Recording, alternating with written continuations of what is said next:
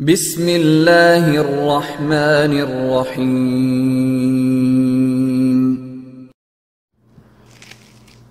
ওই বোনের যার কথা বলছিলাম যে অনেকগুলো প্রশ্ন একসাথে করে ফেলেছিলেন, ওনার আর একটা প্রশ্ন ছিল যে মেয়েদের মাথার চুল কাটা যাবে কি না।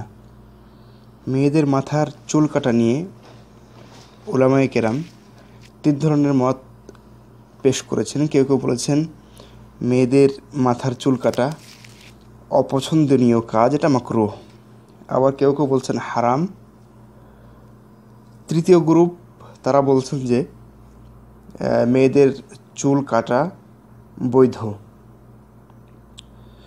তো যদি মেয়েদের চুল কাটার পেছনে স্বামীর জন্য সৌন্দর্য সৃষ্টি বা স্বামীর দৃষ্টি আকর্ষণ, তার বেশি ভালোবাসা পাওয়ার জন্য, অথবা যদি মনে করে যে চুল বেশি হওয়ার কারণে খারাপ লাগছে, কাটলে একটু ভালো লাগবে, শারীরিকভাবে অসহ্য হচ্ছে, এসব কোনো বৈধ কারণ থাকলে, গ্রহণযোগ্য কারণ থাকলে উলামায়ে কেরামের এসব মতভেদের ঊর্ধ্বে গিয়ে, অর্থাৎ গ্রহণযোগ্য এবং অগ্রাধিকারযোগ্য মত হচ্ছে মেয়েরা এসব উদ্দেশ্যে মাথার চুল কাটতে পারবে, কোনো সমস্যা নেই ইনশাআল্লাহ। কেননা এটা হলো এমন একটা বিষয় যে শরীয়তের একটা বক্তব্য পাওয়া যায় না যে শরীয়ত নিষেধ করেছে মাথার চুল কাটতে মেয়েদের, বরং উল্টা পাওয়া যায় যে চুল কাটার কথা এসছে। যেমন সহিহ মুসলিমে কি বলে, একটি হাদিসে এসছে রাসূলুল্লাহ সাল্লাল্লাহু আলাইহি ওয়াসাল্লামের স্ত্রীগণ, আমাদের মা তারা, তো ওনারা বিশেষ করে ওনার মারা যাওয়ার পরে চুল কাটতেন বলে প্রমাণিত হয়।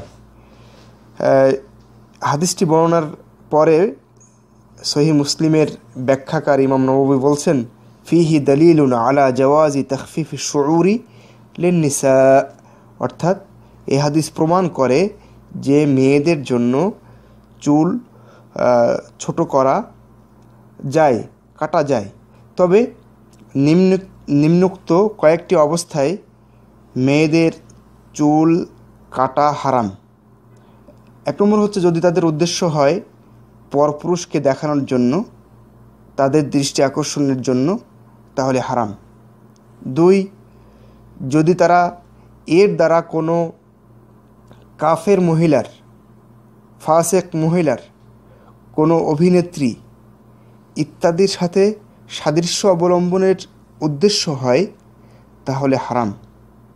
যেমনভাবে চুল কাটলো যে এটা অমুক নায়িকার সাথে বা অমুক কাফের সাথে, অমুক টেনিস খেলোয়াড়ের সাথে চুলের সাথে মেলে এবং সেজন্য আমি ওটা করতেছি, তাহলে এটা হারাম।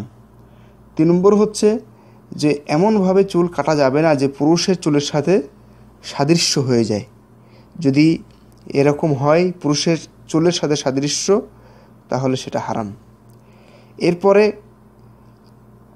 যদি কোনো মেয়ের চুল কেটে দেয় কোনো পুরুষ, যেমন বর্তমান অনেক দেশে বহু সেলুন আছে, পুরুষরাই চুল কাটছে মেয়েদের, এরকম অবস্থায় হারাম।